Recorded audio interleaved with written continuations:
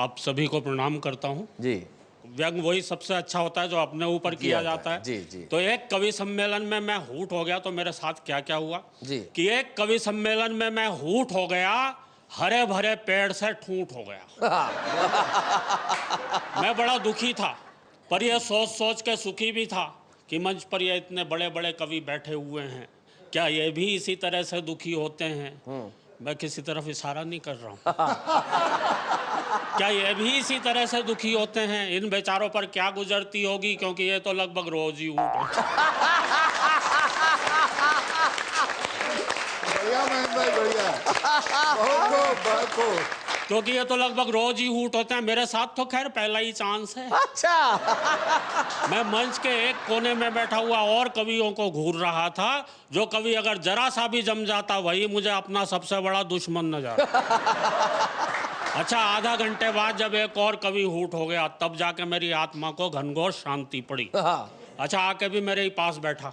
मैंने तुरंत उस कवि की पीठ थपथपाई और कहा, दोस्त, आज तुमने मेरी लुटती हुई लाज बचाई। मेरे पीठ थपथपाने से वो थोड़ा नॉर्मल हुआ।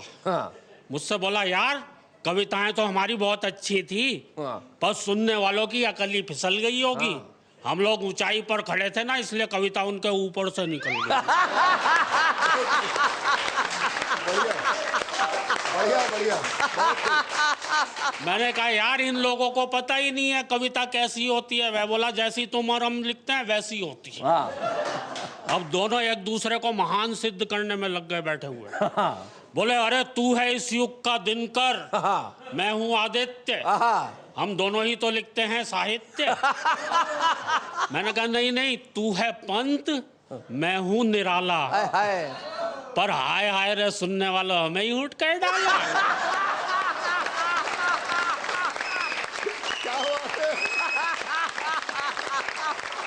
अच्छा, जो कविता तुमने यहाँ सुनाई थी वो जरा फिर से सुनाओ यार।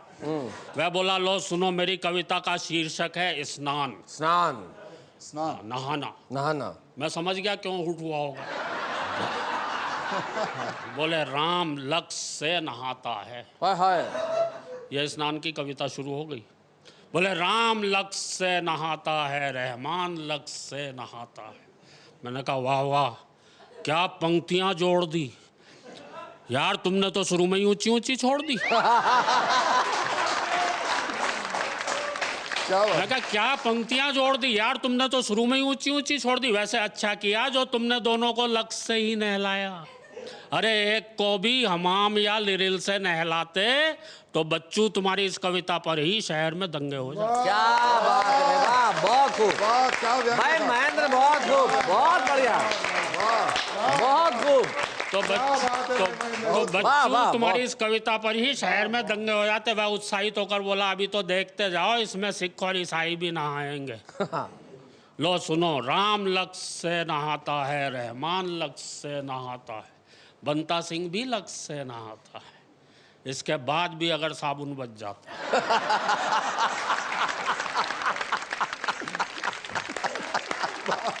हाँ, बंता सिंह के नहाने के बाद कितना साबुन बचेगा? बोला, इसके बाद भी अगर साबुन बच जाता है तो उससे रिची रिचर्डसन।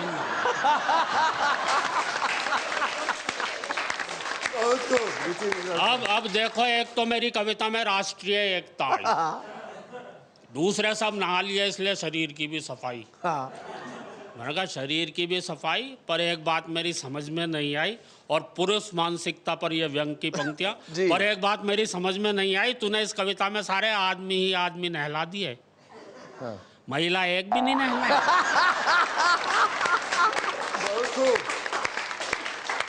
तभी तो तेरी कविता यहाँ पे हो गई रिजेक्ट। भला आदमियों का आदमियों के नहाने में क्या इंटरेस्ट? सही बात है। मैंने कहा, एक बात और मेरे दिमाग में बहुत देर से खटक रही है, तुम अपनी इस कविता में सबको लक्ष्य से ही नहलाने के पीछे क्यों पड़े हो? क्या ये तुम्हारा प्रिय साबुन है? क्या ये इतना फैंसी है? वह बोला, नहीं यार, बात दरअसल ये, मेरे लड़के के पास इसकी होलसेल एजेंसी।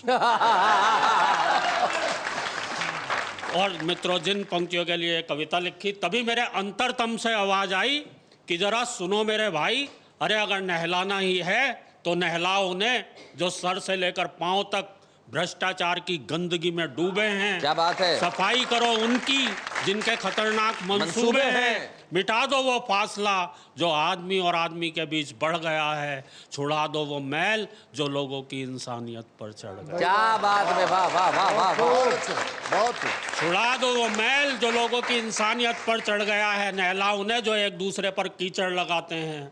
नहलाओ उन्हें जो भाई से भाई को लड़ाते हैं। और उन्हें तो खौलते पानी से नहलाओ जो लोगों को खून से नहलाते हैं। क्या बात है, वाह वाह। सिर्फ बाहर का स्नान लुटेरा बनकर आदमी की आत्मा को लूट जाता है। और किसी साबुन वाबुन की जरूरत नहीं पड़ती दोस्त। सिर्फ आंखों के पानी से ही मन का मैल छूट जाता है। वाह वाह वाह वाह, बहुत बढ़िया, क्या बात है, अच्छी बात है महेंद्र जी। बहुत बढ़िया।